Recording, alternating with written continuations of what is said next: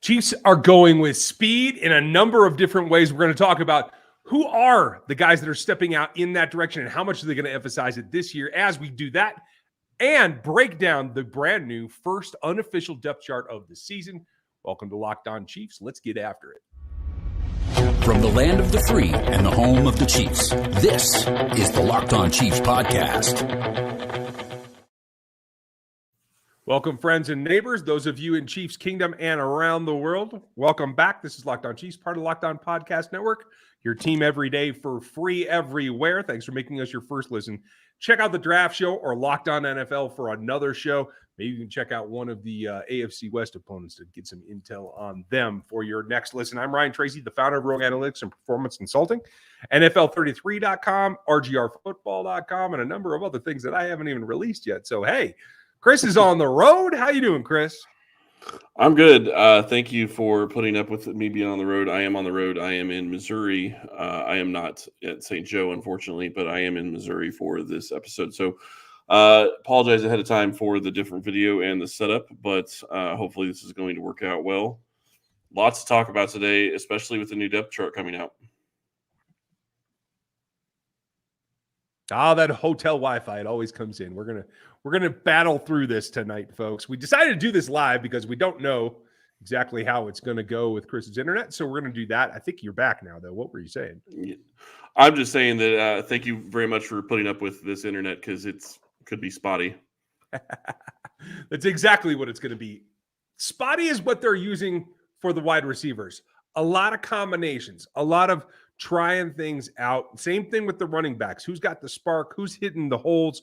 All kinds of, can we rely on the speed when the season comes? We've heard a lot about Isaiah Pacheco. We've heard a lot about Mecole Hardman running Wildcat. What do you think of what we've seen in camp so far? I think it's a lot of interesting things. I think Mecole running Wildcat is going to be something to watch this year and see how they sprinkle that into the offense. The other wide receivers getting, different positions. And, we'll get in the depth chart after in the next couple of segments, and we can talk about that a little bit more. But Pacheco seems to be getting a lot of talk right now, and it seems to be stretching to the NFL circles as well. Yeah, I like that. Get a little national pub. I believe Patrick Mahomes got asked about him today when he was talking with Mooch, and I can't remember who else was on set today, but hey, it is what it is. Lot of speed wrinkles. Now, I don't think that's the only one because I think this team is searching for a way to get Sky Moore involved more because when you look at it, I feel like Sky Moore has to have a set group of plays, like a package for him to utilize his speed and his yards after the catch that I think is going to be all important to his game. But it's not necessarily just swapping in for any position of the three. That takes a long time to learn. And even though it's clicking for him, I think it's going to be a little bit narrow in scope at first to begin the season. Yeah, I think I have discussed this a little bit. I do think that that's kind of the way they're going to look at going with Sky Moore. They're going to try to limit what they put on his plate, try to get him as involved as they can in specific aspects of the offense. And hopefully that's going to give him the ability to be productive early on and really help this team. I agree. And I think it's got to be key because when you mix it in and out, everybody has their own kind of thing that they can bring to the offense. And whether it's Wildcat, I really like the concept there. Running RPOs with Mecole, who can throw it, but hasn't done it in a long time. He talked about that today. But you could get the two of them in the backfield together. And I think that's some havoc waiting to happen, to tell you the truth.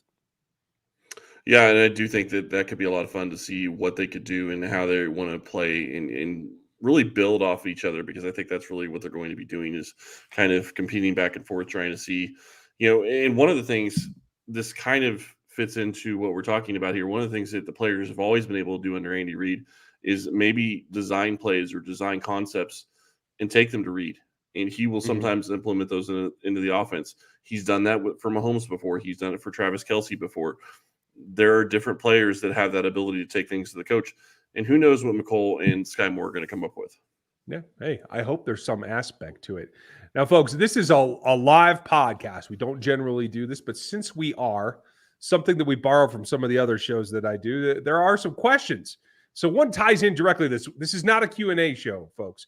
We will do a mailbag coming up, so we'll prepare that ahead of time. But tonight, since we're live, let's take one, because one guy who brings some interesting And now I think maybe more valuable as we go into the stretch of training camp is Justin Watson. Do you think at this point, because of his speed element, because of his special teams ability, that he's a lock to make this roster? That's what Cole Killer wants to know. Lock, no. Do I think he's likely to make it? Yeah, probably at this point. I don't want to call a lock to somebody that's a couple weeks ago we weren't even thinking had a chance of making the roster. I want to see him play in a game. I know the team wants to see him play in a game. And if he's able to do that, then it's going to be a good situation for this team. And honestly, as a fifth wide receiver or sixth wide receiver, I think it's a good position regardless. Yeah, I agree. Anything that you can do in adding speed to the guys that have to be on the roster for specifically those long kick plays, I think that helps you in the end. And Dave Toub's unit, quite frankly, if they were to take even a 10% step forward, better at field position average from last season, that helps the offense immensely in a year that there's a lot of transitioning going on. Yeah, and they're going to need help just because, like you said, there's a lot of transitioning going on. They're going to be changing what they're going to be doing. They don't have the speed over the top that they used to in Tyreek Hill, so that's going to change what they're going to do on offense. And really, they're going to need to be able to shift what they do. And maybe we're not going to see as many big chunk plays. And maybe we'll see a ton. I don't know how defenses are going to defend them because I think this offense is going to be a lot different than what people are expecting. It very well could be. And there's something new and different that you guys need to try. If you haven't yet, it's really delicious. It's indulgent, and it's cookie dough from our friends over at Built Bar. It's covered in chocolate. And it does everything that you need to do, except it's different. Cookie dough chunk puffs. They're a little bit lighter. It's my favorite flavor that they went back, or one of my favorite flavors anyway, went back and put the fluffy nougaty kind of stuff into it, give it that chewy texture. It's still only 160 calories and 15 grams of protein, low sugars, low net carbs, everything 100% real chocolate. It's their newest flavor, and it gives you all the stuff that you need to replace a meal, additional protein source, all the things to get you through your day when you hit the wall as well. It's cookie dough chunk puff, and it's incredible. You want to check it out, and you can do that really easily over at Built.com. Use our promo code LOCKED15, and you can get 50% off of your order right now. That's promo code LOCKED15 for 15% off of your order at Built.com. Now, again, for podcast listeners, this is a little bit different because of the nature here that we're going live. The YouTube channel actually has the visuals here that we're about to talk about. So if you're listening on audio, please continue. But when you get a chance and you're in front of a screen, jump on there and take a look at the visual as well. Make sure you like, sub, and get used to getting those notifications over on YouTube as well. So here's right now where this unofficial depth chart is. There's a number of things going on here. And again, this is not from the coaching staff. This is put out by Chiefs PR. So this is a culmination of what they're seeing and what they're getting from the coaching staff. But this is by no way official. But thanks to Matt Derrick for getting us this. And what this shows is that there are a couple of little tweaks here. One, I personally love this because they went ahead and just listed 2 wide receivers and actually listed a fullback as a starting position. Yes, it is Michael Burton. You guys knew that was coming. But Sky Moore and McCole Hardman is listed as the backup wide receivers. They are the top 4. We know they're going to filter in. They're going to rotate. That is not a question. Beyond that, it gets a little bit interesting with Daurice Fountain then listed as the 3rd team and Justin Watson as the 4th, the 2 guys that we've been talking about. So this seems to click with where we're representing that speed group. Yeah, it really does. And you sit here and you look at it, and Josh Gordon is listed behind Daurice Fountain and Sky Moore and Juju. And you start looking at that he's got a very long shot at making this roster with the way that this is shaking out right now. And that's a big question mark with him going into this season was, could he make the roster? Because he's not a special teams guy. And Kansas City's really 4 deep at wide receiver right now. And I don't see how he was going to jump up to that 4th spot, which is where he'd have to be. So he's got a long way to go, but there's going to be a lot of questions that get answered when the pads come on and they're playing in actual preseason games as well. Agreed. That does make a difference. And we're going to get our first taste of it this week, folks, and we'll see who plays where and when. But I agree with you. That is a little bit telling. I also noticed that listed as a wide receiver is one of the guys that I expect on the practice squad. And I'm actually kind of excited about his 2023 prospect rather than this year. But that's Jerry and Ely. Not pushing for a roster spot at the wide receiver role right now. would be like a backup running back if he did get onto the roster, in my opinion. So lot to see there. But on the offensive side, anything else stand out to you as either interesting or surprising? I would say that it's really interesting or surprising. Although Jarrett McKinnon in front of Ronald Jones, it's a little interesting to me. I know that they really like what McKinnon brings, and Ronald Jones I thought was going to be their guy based on what they paid him, but obviously he's not, according to this depth chart. Now we'll see whether or not that actually means anything once they start taking snaps in the preseason, but it's a little interesting to me. Agreed. And just in the last 2 days, we've seen Jones run primarily with the ones and then primarily with the threes. So what can we take away from that? The answer, folks, unfortunately, is nothing. That we won't know until they make it official. Yeah, and especially for Ronald Jones on offense, and there is a player on defense that I feel is in a similar situation. We'll talk about the defense coming up in the next segment. But for those guys that are known quantities, I would normally feel like, hey, they don't feel that they need to push in terms of the volume load in practice. They don't feel that they have to explore capabilities as much. But then you see this and you realize that I do believe this reflected today's practice as well, which was a 10-10-10. So a lot of volume, but not a whole lot of contact. Then you have Jarrett McKinnon as the backup running back. And that is also a known quantity. So that theory doesn't seem to hold water. And the kid that's coming on like a freight train in Isaiah Pacheco is still listed as 4. Now, I think that is the 4 that they can take to the regular season. I don't think they can take any more than that. Am I wrong? I don't know that you're wrong. As I'm sitting here looking at this, there's one other thing that sticks out to me, and I apologize. I should have said it earlier. You start looking at the offensive line. Christian above Roderick Johnson. Mm-hmm. That wasn't what we saw. Correct. When Brown wasn't in there, that's not what we saw at all. So that sticks out as a question mark. I agree with you. I think that they can only keep 4 running backs. I don't think that there's a question in that. And you talked about Jerry and Ely as a wide receiver, which we thought he was going to be coming in and competing as a running back, and now they have him listed as a wide receiver. So that's something to watch for next year, as you said, for 2023. Fortson's listed as a 4 tight end. I think that's a little interesting because I don't think that that's really his role. Mm-hmm. But I do think that it makes sense to have Blake Bell listed as number 2 because he's the vet. So I do notice that they generally put guys who are injured here at the bottom of the list. Gary Jennings is the same situation. Prince Tega Wanago, the same situation. So I'm not going to read too much into that. Lucas Niang. Mm-hmm. But so you look at the starting 5. We know who they are on the offensive line. But then very interesting. Christian, Johnson, Allegretti, they all have to make it. Kennard you invested in, he has to make it. That's 9 guys right there.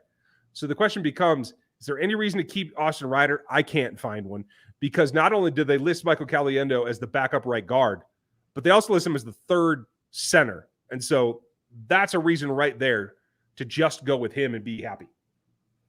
Yeah, and that would not shock me. I'm really curious whether or not they even keep 10 offensive linemen. I wonder if they're going to do something with Allegretti and try to get him to be the backup center. But they could do a situation where Allegretti plays backup center and they keep Ryder on the practice squad, or maybe they keep Caliendo on the practice squad all year long, and he's their backup. If something happens in season, you go to Allegretti for the rest of the game, and then you bring up Caliendo.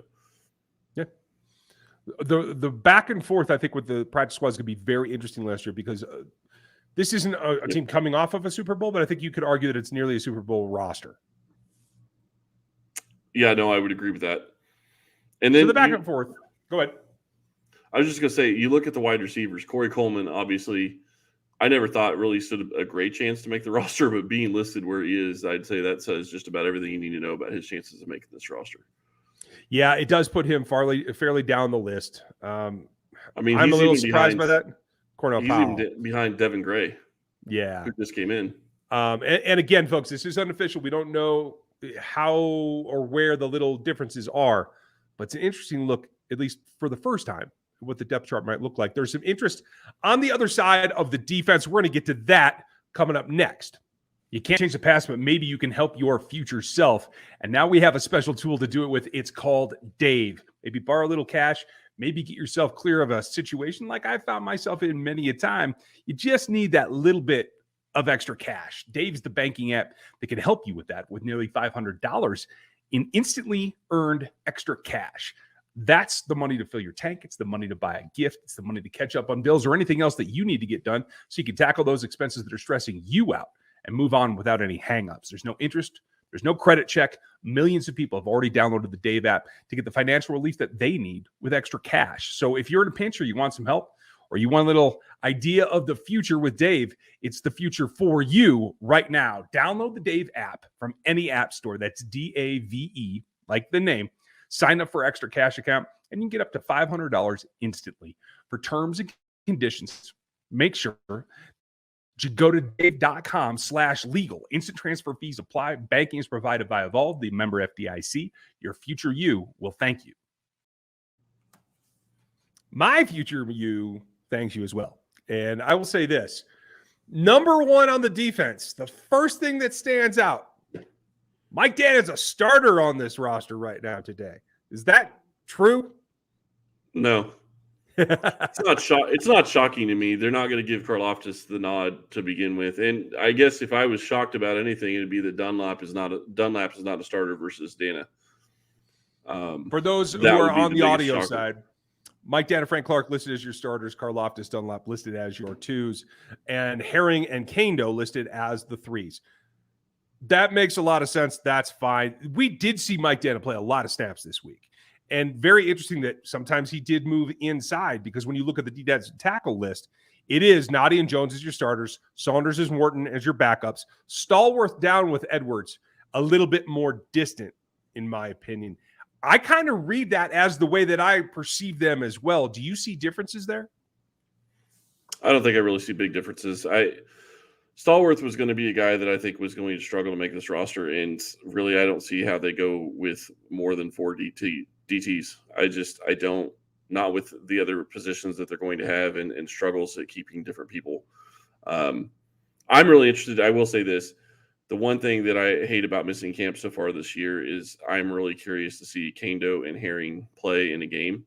Mm-hmm. And so seeing where they're listed, I guess that's a little bit of not a surprise, but that's a good thing to me, is that you got a guy in Herring who has been around for a little while, and Kando, who you drafted last year, and they're 5th and 6th on the depth chart. I think that's a good sign for depth at that position. It's still not great. It's still not, all pro depth that you would necessarily want at that position, but it's better than we thought it would be. Yeah, agreed. And there is a significant possibility that 6 ends and 4 tackles make this 53-man roster. We'll talk more with that with Matt Derrick tomorrow, folks. Don't miss tomorrow's show. But it's a possibility. And as that goes on, it really is up to probably Taylor Stallworth. wrong Stallworth, apologies. To really do something to make the roster rather than do something to not make it. He's got to step forward. Now, another interesting quirk. Go ahead. I just want to say real quick, the one thing that could keep them from taking 5 DTs is Karlaftis can pinch inside. Mm-hmm. They have the ability to have a guy pinch inside and help. So the question is do you really need to keep 5 DTs when you can probably keep a guy like Austin Edwards on the practice squad and bring him up if you need him? Yeah. That's fair enough. I think it will come down to a little bit of back and forth on that one. Now, one other quirk about this list that the Chiefs put out, I enjoyed the fact that they chose to list it as the base defense, as a 3-linebacker set, which does include Elijah Lee as a starter at Sam with Nick Bolton and Willie Gay Jr. With Chanel, Carter, and Harris as your backups, Mike Rose behind that. I'm not sure that actually plays into the snap counts they're getting in practice, and we'll see what happens in preseason game number 1. But that leads to them listing only 2 corners and 2 safeties. Obviously, Juan Thornhill, Justin Reed, the starters, Deion Bush, Brian Cook, the backups. Zane Anderson's been getting a little bit more run over Deion Bush of late. We'll see if that continues. Interesting, for the very first time, the rookie starter on this list is Trent McDuffie, someone who's gone very low under the radar in this camp until the last couple of days. And I'm excited to see him. Does that surprise you that he's the lone rookie starter? No, mainly because this team is stacked with a lot of veteran talent, and that's exactly what you think. The only other positions that really I could think that you would see a rookie start would possibly be offensive tackle or right tackle, and I still would not be shocked if Kennard is not the starter day one. I think that's a severe possibility. And the question really becomes, is Carlos Dunlap going to start over Karlaftis? If he does, great, but it would not shock me either to see Karlaftis be the starter day one. But he's got to earn it, and that's what I like about them putting Dana there. They're not just going to give the first-round rookie a spot as the starting defensive end. And with Dunlap in camp, that's going to be even harder. So agreed. Not a shocker to me with Trent McDuffie. Now, what does kind of shock me about all the rookies is you're looking at Joshua Williams being listed as your third corner. And I know that you probably talked about this yesterday, but DeAndre Baker is no longer on this roster, so he's not on here. Not a shocker that he got cut. I am a little surprised at Wynn. I thought that they'd at least see him play in a game, but it seemed like he was going to be the odd man out with all the corners they took. Agreed. I thought it would go down in more of a battle, but clearly this does give you a little bit of light. Rashad Fenton is still injured. He is listed at the end of this list, as is Najee Johnson, who has been getting some decent reps. But along with Joshua Williams, it is DiCaprio Bootle listed as the primary backup to Trent McDuffie. So in your top four as it stands right now, meaning Jalen Watson, right? And that's what's surprising. Sorry, I don't know what's going on. No, you're fine. You beat me to it is all, because I don't know what's going on with Lonnie Johnson. I expected him to be in that second tier. I expected him to be the four right after Fenton. Is it, again, like we were talking about with Rojo, is this a known quantity issue? Is it he's not adapting to the system issue? Is this that they don't have faith in him yet? That's the big question. I don't have an opinion. Do you? No, I don't. And without being at camp, it's really hard to have a great opinion. The other real problem that you have here is without seeing them in games, it's going to be very hard to have any kind of idea. So at this point, it's a big question. Why is Lonnie Johnson not on the roster? Because right now, I don't think that he's a guy that they keep at this point, because they drafted Williams, they drafted Watson. Fenton's going to be back. I don't know that Lonnie Johnson would stick. Bootle was playing well last year in preseason. He got better as the preseason went on. You talked him up all offseason. I would not be shocked if he's on this roster. Yeah. The question is can he contribute on special teams? I agree with you. And A, I think he can. And B, I think it is a great fight there to make that roster spot. The last thing, and folks, if you would listen to Doug from YouTube, hit that like button for us. We appreciate that. That puts us in contention there with the other Chiefs channels on YouTube. I do. I want to say a couple of quick things because I'm seeing different questions here. Absolutely. Wink Weindel, sorry if I'm mispronouncing your name. I do think that Gordon could be based on new rules. We'd have to look into that. But I do think that they're allowing vets still to be on the practice squad this year, so I do think he'd be eligible. That's where he was last year. At the very end of the season, he was on the practice squad, so it would not shock me if he's eligible again this year. You're talking about Johnson. Philip Hilt, you're saying Johnson was 227 at 227 last year. Yes, I agree with you on that. He did not play well last year in Houston, but it was Houston. It was a horrible defense, and he is a better player than I think 227 out of 227 when you're talking about corners in this league. Now, whether or not he can find it in Kansas City is a different issue, different system, moving places. All of that is going to play into it. And if he's not on the roster, he's not on the roster. To me, it's a great situation for Kansas City to have to trade for a guy to go get him like that. And then he can't even make the roster because they like other guys more. It's a difficult situation. And he doesn't have special teams ability, which is the last thing I want to mention before I say to Alan DeJong, good afternoon to you down under in Australia. Thanks for making the stream. We appreciate it. Interesting thing for me, they're still listing, at least on this one, McCole Hardman as the punt returner. Isaiah Pacheco is listed as the kick returner. But that's not the most interesting thing to me. Trent McDuffie listed as the backup punt returner is shocking to me. Well, I mean, Corey Coleman's listed as the backup kick returner, so take fair enough what you will from it. Trent McDuffie, there's no way they're ever putting him back for a punt return unless all he's going to do is sit there and wave a hand for a fair catch. It's the only way he's going to be back there. Fair enough. He's their starting corner. You're not going to put him back in that situation. I don't think, and I guess I need to say this, I don't think he has Patrick Peterson type of ability. If he did, that'd be a little bit different. Yeah. but maybe I'm wrong. I haven't seen him do kick returns, so maybe he'll surprise me. Hey, It'd be a great problem to have. I like Pacheco as the kick returner. I wouldn't mind seeing him as the punt returner, but they obviously see something. And with Sky listed as the third on both of those categories, I wouldn't be surprised to see him make some ground there. And before we go, we have one good question I do want to answer from Eamon Hoover. How do the Chiefs decide who's going to be available for press conferences? That is a combination of the coaching staff and the PR staff. Chiefs PR decides who gets to go in front of the podium each day. And so it is not something that is decided upon by the players generally. The beat reporters will make requests, but it is PR and the coaching staff that makes those decisions. So thank you guys for going through this live with us. Yeah, and I just want to throw out to Philip Hilt, Niang and Fitton going on PUP. I don't think that they're both eligible for PUP. Niang maybe. Fitton, I guess Fitton could be too. I thought they'd have to be on it right now in order to be on PUP. 54 and 55, I think you're looking at probably a wide receiver in a lineman or a corner in a lineman. I mean, it's really hard to tell. I think that you're going to be looking at different people and really trying to figure out. And then this is the roster math that we've got to figure out going into the season is how many are you keeping at each position? And Absolutely. It's one of the hardest questions to answer because you have a lot of talent at different positions and you want to keep more people than you can. Absolutely. That's the toughest thing. And we will go through a roster projection following the first preseason game. We'll have all the fallout for you, and we'll have more for you this week. Matt Derrick will be with me tomorrow. If you want questions answered, we will do a mailbag. Put your comments below in this comment section on this video, and we will lift them from there. Thank you for spending your time with us. We'll be back with you tomorrow. Have a great day, and we'll talk to you next time.